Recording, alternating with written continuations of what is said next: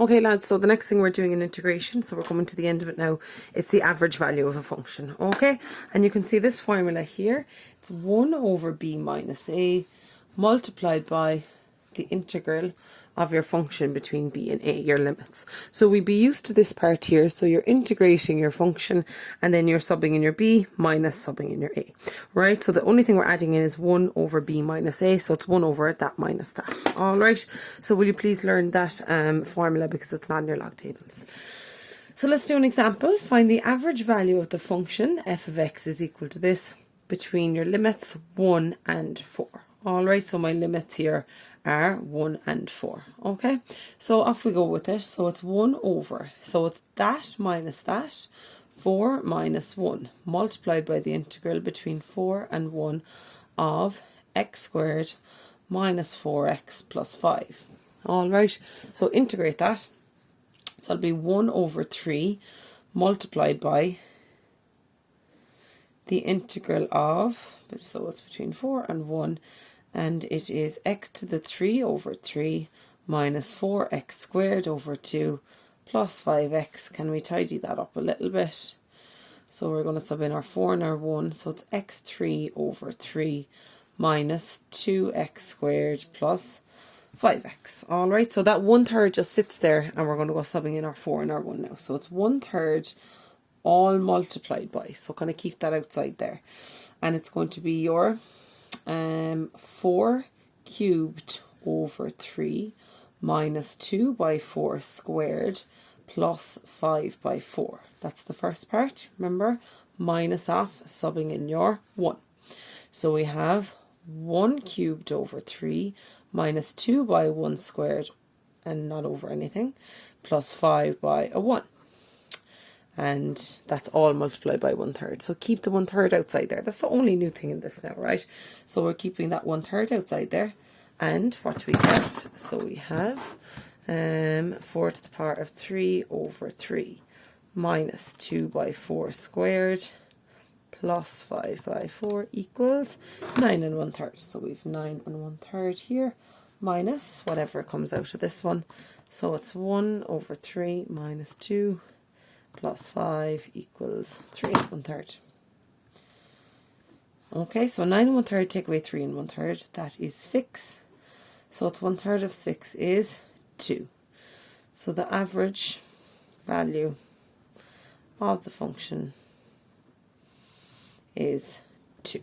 Okay, and if you had to then, where would you draw that line? It would be across from the 2 here. Okay, be across from 2 here. Now, there's a good bit more behind that, but I'm just going to go through the basics of it, right? So the basics of it are that formula, subbing into it, and that's your average value. You don't have to draw that, okay? So that's just the kind of bare bones of it. Let's do one more example. The average value of the function f of x so you're between 1 and k, so that's a k, is 11. Find the value of k. Okay, so what's my formula? It's 1 over b minus a, the integral b to a of f of x. Okay, so off I go.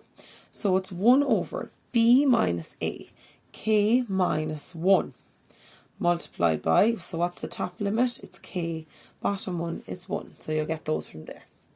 Integrate it's 2x plus 3.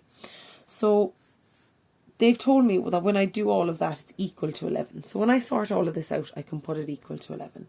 So 1 over k minus 1. Then it's the integral between k and 1, 2x squared over 2 plus 3x. Can we tidy that up a little bit? That would be between k and 1 of x squared plus 3x. Okay, so I'm just going to sub in my limits, k and a 1.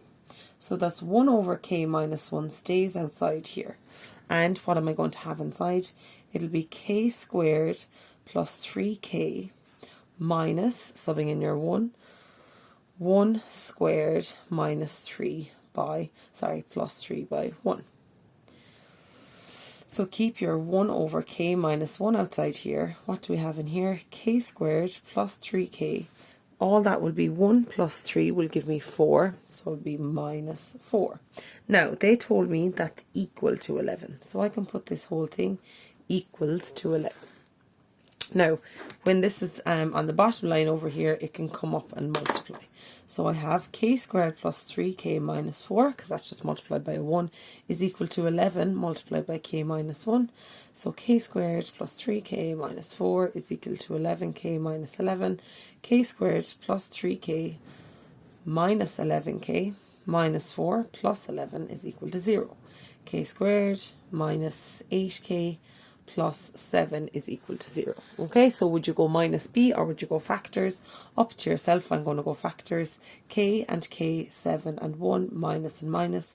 K minus 7 is 0, k is 7, k minus 1 is 0, k is 1. Okay, now we already have one of the limits. One of the limits is 1. So what is the other one going to be? Therefore, k is equal to 7. Alright, so that's your two examples there for today.